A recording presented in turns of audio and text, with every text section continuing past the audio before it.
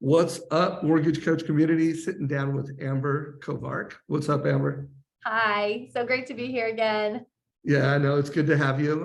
For those of you who have not heard from Amber before, I think 3 straight years, my interviews with you or whatever you did on the YouTube channel was among the top 10 most viewed and watched videos. So thank you.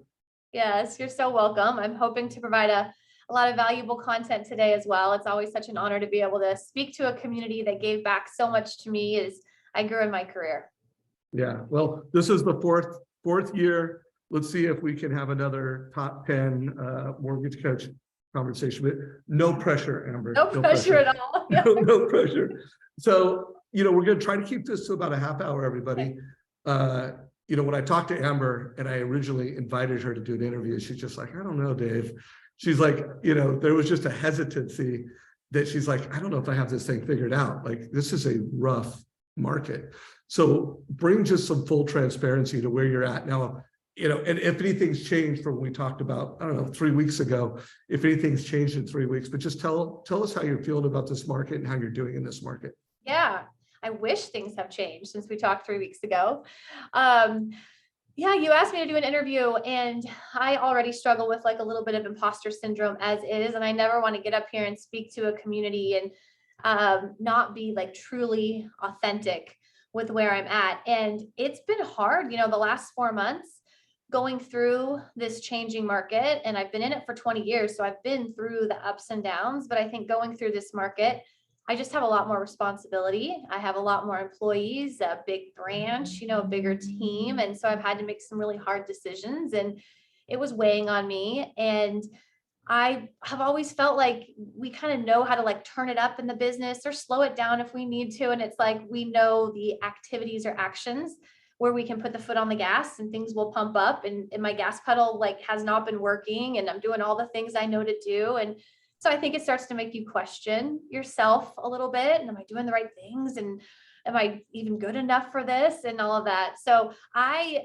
typically been really good at mindset. Like that's always been one of my strengths. And I started to struggle a little bit with that as I was making hard decisions and impacting people's lives and having to let people go. And I'm a lot better now. So that has changed, maybe in the last 3 weeks is that my mindset is better. And I'm not like okay with where the market's at, but I'm coming to grips with like, okay, if this is where we're going to be for a little bit, then I'm going to do the best darn job I can right now in this market. And my mindset is just around planting seeds. So I've seen that the activities that I've done for my career are not warranting the same results as I'm used to getting, but I'm going to keep doing them because I know that they work. I'm going to keep, meeting with my realtors and calling my database and doing the events and doing all of the things because I believe that the person who plants the most seeds right now is going to reap the best harvest and things will change. Like this is temporary and I want to be armed and ready when it changes. So I hear differing mindsets. Like some people are kind of taking a step back and they're like, I'm just going to sort of like ride this out and wait a little bit until things revert back and it picks back up and maybe interest rates come down. And I don't want to do that. I feel like maybe I get behind the 8 ball and I'm like, okay, full gear, let's go. Let's do all of the things and make sure that we're primed and ready as the market turns around. Well, I just applaud your transparency, your humility, and you don't have imposter syndrome, but you can't always be closing. What in your best years, how many loans a year do you close? 440. Yeah, so she knows how to run a team that's highly efficient, that closes a lot of volume, and now she knows how to adjust the team and adjust in the market. So let's talk about the activities that you're doing that are different and what are the activities you're doing that are most important and just any strategy that you have. I would just like to hear how you've tuned the sales, you've got beliefs that you have, and you have activities that you're driving. Why don't you walk us through those right now? Yeah, I think that it's really important to educate right now. And I've always run a very like consultative business, which is why I was drawn to Mortgage Coach in the beginning of my career, because there is no better tool to help a buyer to understand and like visually see their loan options and the comparison of how different strategies can affect their financial picture. And I think right now, with a lot of buyers struggling with, like, is it the right time to buy in general? Is it the right time for me to buy? Like, what does this look like? We need to be able to present this information to them in a way that helps them to weigh their options. And so I'm all about like strategy for clients. And that's what I'm telling all of our realtor partners. So one thing right now is I'm reminding my partners that before a client pulls the plug on their home ownership dreams and says, no, this isn't the market for me, I can't afford it, rates are too high, whatever it is that we're hearing over and over, as I'm saying, just ask them to do you a favor and talk to me. They don't have to go through the full-blown like application process, but just say, hey client, just do me a favor. Will you at least have a 15-minute conversation with my lender partner? Because I want you to make sure that you are informed on all of your options before you make this potential like very big life decision, because mortgage options change every 5 minutes and I don't know even what's available. And then give us the opportunity to talk through their hurdles, why they're pausing, and maybe we can come up with a solution. And then in MortgageCoach, you can run so many different scenarios. Like, a lot of it has to do with affordability right now. But what if we did a lesser down payment and used the excess to pay off some of their monthly liabilities, the car or the credit cards, and we freed up some liabilities? Or what if we did, a lesser down payment to leave them cash in the bank for a safety net if they're worried about recession and job stability, and we got seller credit to buy out mortgage insurance, or, and then of course, like everyone's talking about, the 2-1 Buydown. That is back with fury. And I think that you've got to be able to present that to them. And then, big thing for us right now is talking about the permanent rate buy down versus the 2-1 buy down, and letting them see the difference between the two, the recoup period for them, and really analyze it. So telling the realtors, get them to talk to us. I think a lot of clients are dying before they even get to us because our realtors can't hold them in the market. And I'm like, we have the information. Like, it's the financial piece right now that's holding them up. So we got to talk to them to make sure they really do need to pause. And if they are really going to pause, then let's put a path and a plan in place so that we know when they may be able to enter back into the market, and to make sure that when they enter back, they're in the best position possible to qualify for the best terms. So we may agree that, yeah, right now is the time to pause, but they'll be better off for having that conversation to us. And so a lot of it is just getting my realtors confident and comfortable with having that conversation, that ask of the clients, please just talk to my lender before you make that final decision. So I want to break down some things that she said. One, she's coming to her agents and she's not selling pre-quals. She's not selling buy now. She's selling, have a 15-minute strategy session with me. And she's also selling, and maybe now is not the right time. And for you, based off of your goals and your beliefs, and you will still be better off from the strategy session, and you'll have a clearer path as to when it will be better. And most people in the market, while they are concerned about today, they do believe tomorrow will be better for home ownership. They believe rates will be down, and they believe that houses will continue to go up. Now, they don't know what's going to happen in the short term, how much our rate's going to go up and how much our value is going to come down. But I hope everybody takes away, you should be selling the strategy session, and then of course you need to be that loan officer. If all you can do is pre-qual and tell people what they can afford and transactional education, that's not going to win in this market. You need to be able to provide strategy in this market. One last thing, I've been doing this for 36 years myself. This is the third most difficult market I've ever seen. 2008 was by far the most, humbling and just destructive market in the mortgage industry. But 1999 was not easy street. That was personally the hardest year for me in the business. And I've been through multiple pivots, but in every pivot, there are strategies. And, like one of the interviews I did with Amber was just like how she was quickly and efficiently delivering refi TCAs after hours, doing purchases by day, refis by night. And then, your appraisal gap strategy. That is not a strategy for this market. But you notice she talked about the 2-1 buy down. So there are strategies in every market. So why don't you put a little more color? And I know Amber Kovarik always does a great job of just bringing a unique, very clear, very concise way of describing strategy. So let's break down how you're educating realtors and buyers and sellers on the strategy of the time. Yeah, and I think the strategy for right now is the buy down. I mean, we're now in a market pretty quickly where we're able to get seller concessions, and we are using them to help make buying in this market more affordable for our clients. And I love the 2-1 buy down because it helps our clients ease into that payment. And who knows, maybe hopefully interest rates come down in the next couple of years and they never make the payment at the note rate that we initially locked them in at. We have to prepare them for that payment, but maybe things change. And so I think a lot of clients are still confused on purchase price and monthly payment and what's the bigger focus. And so part of the education in our strategy sessions is showing them the list price of a home versus a price reduction versus, offering, let's say, at list and getting a seller concession, and how much more powerful to their monthly payment, which is what really matters, it is to use a concession to buy down the interest rate instead of getting a lower price. Because I think some consumers still think, oh, when I negotiate them off of their list price and I get it for less, that's when I really win. When it's like the price doesn't really matter. What matters is the payment.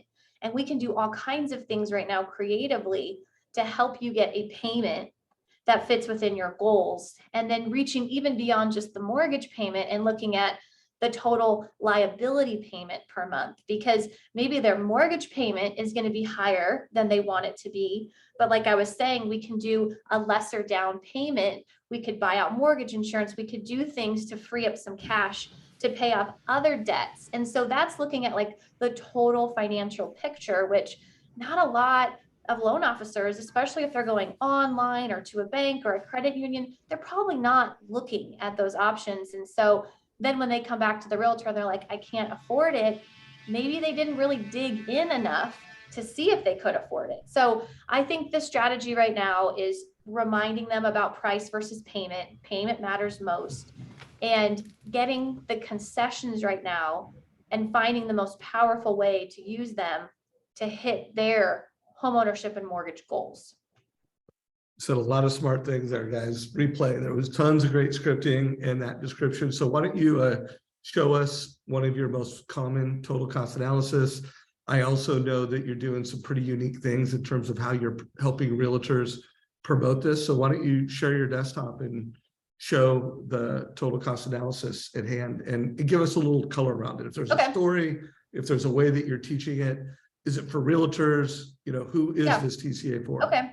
Yeah, so this example TCA is one that we built for a flyer that we're doing that I'll show you in a minute. And a lot of the flyers that we've used in the past are like the static program flyers where the numbers are all in there and maybe we're showing, the buy down or the whatever have you, but it's just like static numbers. And I think that's fine. But I also think that the buy down takes a little bit more education just because it's like, is that a variable rate? What does this mean? Like lots of questions around it. So with this TCA, you'll see that I have a video recorded down here. And I'm showing the list price right here versus, what if we do price reduction in second column versus seller credit for a permanent buy down in column 3 versus seller credit for a 2-1 buy down in the last column. And then I can show them, down here in the savings over 60 months, how long they think they're going to be in the house and change that number to match that time frame. And then we can really easily figure out, is the permanent buy down or the temporary buy down a better solution for you? And the numbers don't lie, right? Like there's so much emotion in the market right now. So I've always felt like if we can pull some of the emotion out and bring us back to the facts, to the numbers, to the data, then it will help them make a better decision for themselves. And so this is one of our most popular TCAs that we're doing in combination with these property flyers. And I'll show you what the property flyer looks like. So what we created here at Guild is a flyer that has a QR code on it. And so the realtors will have these flyers out, open houses. I've had some door knock with them.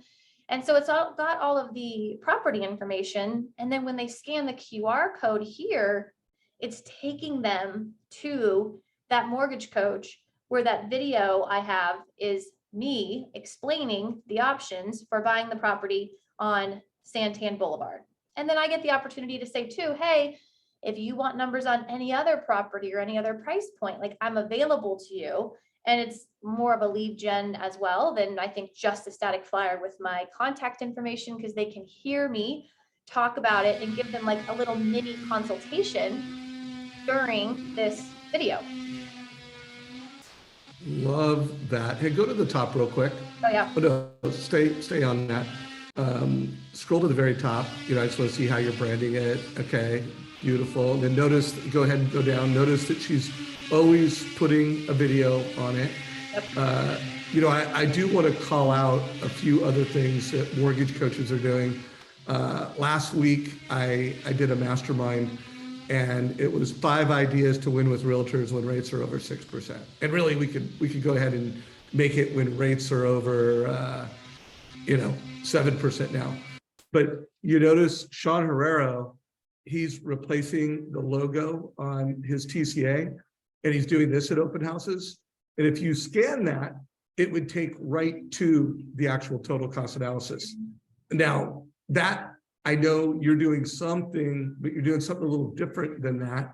I would love to know how you're kind of driving that conversation. And here's the deal, guys. What I am seeing the best do in this market is they've got a great educational experience that's probably a couple minutes to consume between the strategies and the video, but in 3 to 5 minutes, they can net this out. They can net out something that's fairly complex, and they can make it simple.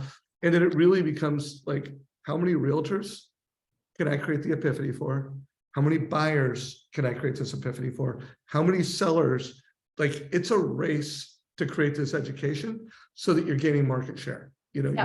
You're bringing solutions. So tell us how you're driving this in the market. Yeah, I mean, when we're calling our realtors, one thing we're asking is like, are you having an open house this weekend? And if so, like, hey, we got to get you one of our property flyers so that you can check it out and see if you want this for future listings as well. And everyone has been eating up these flyers, and then they'll educate their people like, hey, scan the QR code and you'll get a video from my lender about different strategies to help make buying this home more affordable to you. And so we're kind of giving them a little scripting around it. And I'm thinking, gosh, this is just giving me the opportunity to give a little mini consultation to a whole bunch of people that I never maybe would have had the opportunity to. And so it's been fantastic with our partners who are obviously way more active right now and doing the open houses and out there doing the door knocking and all the things. And they're constantly looking for value, right? Like, how can I provide more value? How can I show my seller all the things that I'm doing right now to try and sell their house? And then, another thing that we do, that we have a good handful of realtors that they take us up on this, is on Mondays, they'll send us their open house registry so that we can call all the clients that came through the open house and edify the realtor, as well as, hey, did you get a chance to look at the strategies that we presented for this property? And if not, can we get you some? Where are you at in your buying process? And trying to convert some leads that way as well. So I'm just trying to educate, like Dave was saying, as many people as possible and have as many conversations I can with potential buyers.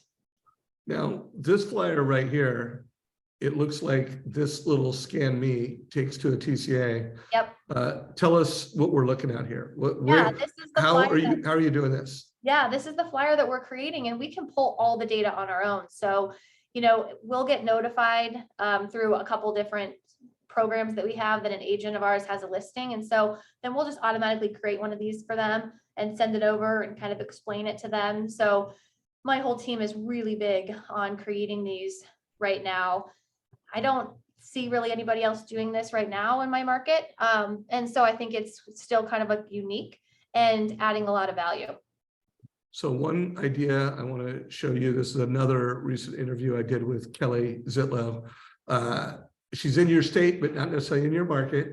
If you look at this, she's doing a lot of open house flyers, and she is using the MortgageCoach open house flyer. So just as a reminder, I don't know if you've done this, Amber, where you could put the agent's photo, you could actually show the strategies, you could put a video in it and show some information. But here's the takeaway, guys. The top loan officers are on that race. I interviewed Hunter Marquardt last week, and he's a coach for the core.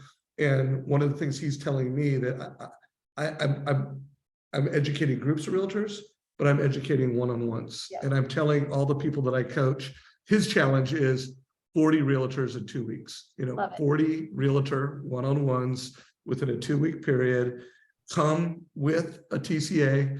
I personally would push you guys to try to have a tailored TCA so that when you're meeting with an agent, if it's a listing agent, you have one of their listings that smells like a price. What do you think it is? Like, what kind of a listing in your market would you think, if it had been on the market for 3 weeks to a month, it might be ready to have a price exception? What would be the specific type of house you would look for if you were going to create a custom TCA for a property and an agent?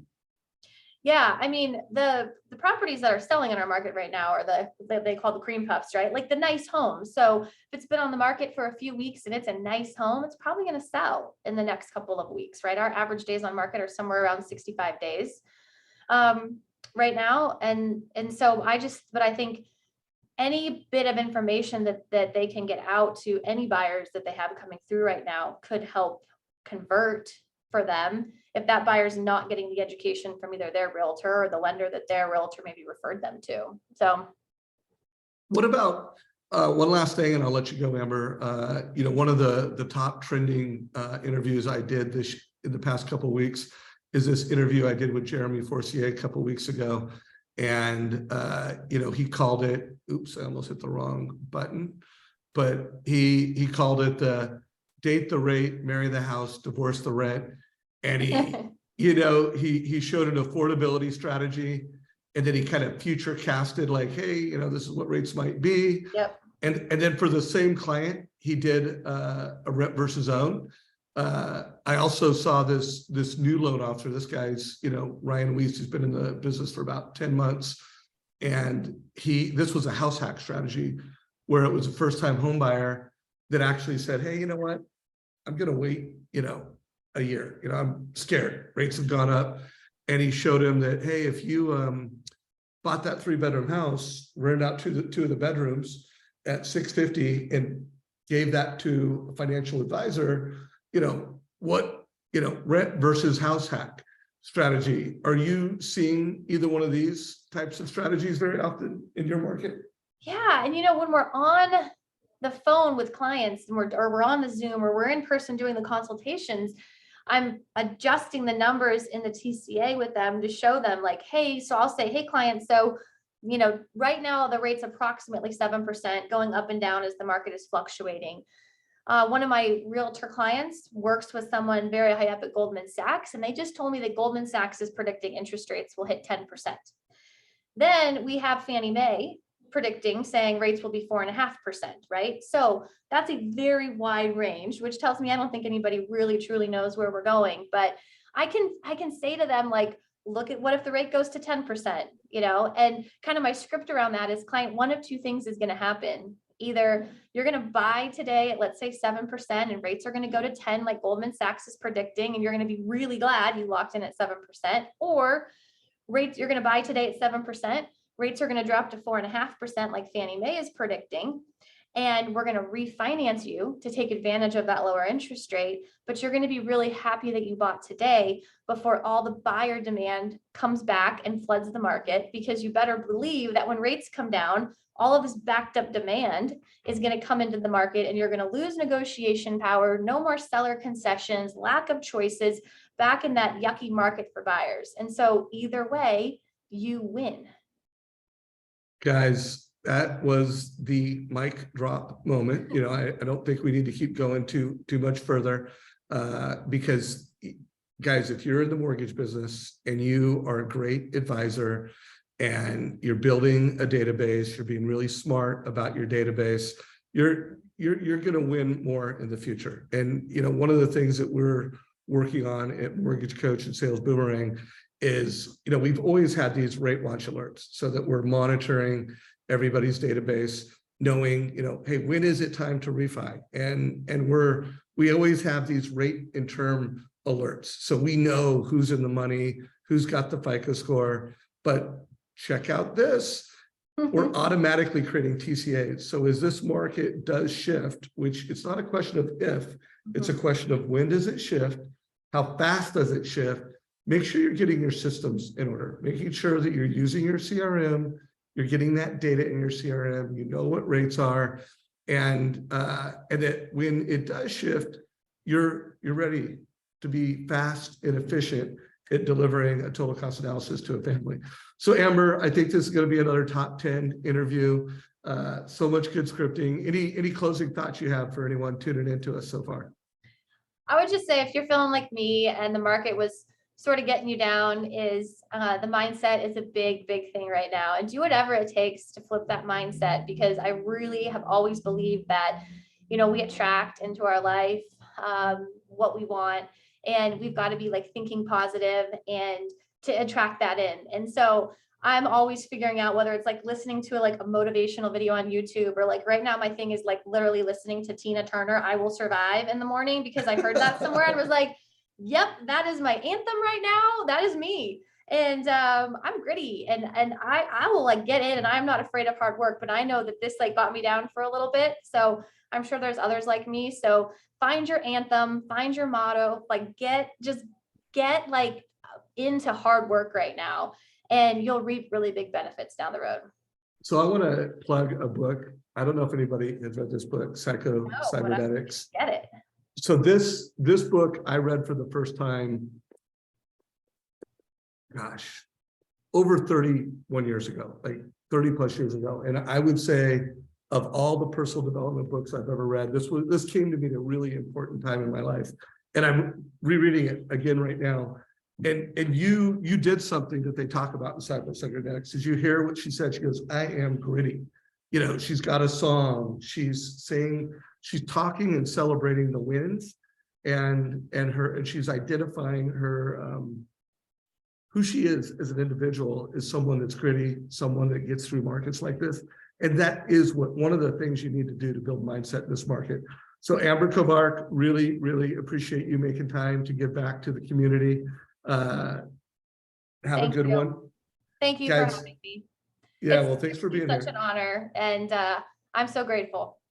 Yeah, well, guys, if you got value from this, give it a like, share it with your friends. Let's try to get this video to be one of the 10 most viewed, most popular videos of 2022, so we can have 4 straight years of Amber Kovarik in the top 10. Take care, everybody. Thank you. All right.